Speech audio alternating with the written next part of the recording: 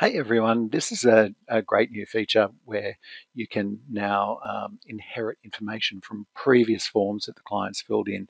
And just to give you an example of that, we've got Carter here who's done a previous trip to Peru. And if we have a look at his travel inquiry, you can see that he's already filled in some like home address and the travelers and things like that.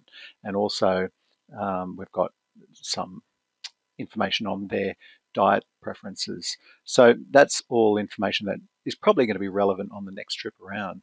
So what happens is if we now add a new trip, and this time he's going to go to France, and when we get down to this bit where it creates the travel inquiry, when I click on create, you can see there's my inquiry. But before I send it, I'm just going to have a peek into here, and you'll notice that the address information and the travelers are already pre-populated from his last trip.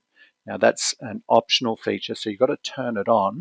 And the way you do that is to go to your design mode, and in here you choose the fields that you want to inherit. And so in this case, we've done the home address, and there's a button here that says inherit previous answers. And you can see I've done that also on the contact number down here, and I've done it on this travelers field where I've ticked that inherit previous answers.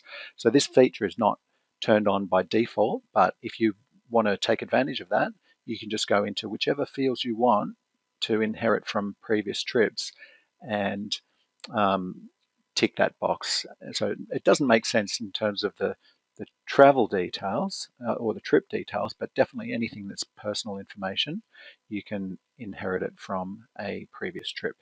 So that only occurs for repeat travelers, obviously, but it's a nice time saver and saves the client having to fill in that information again. Thanks heaps.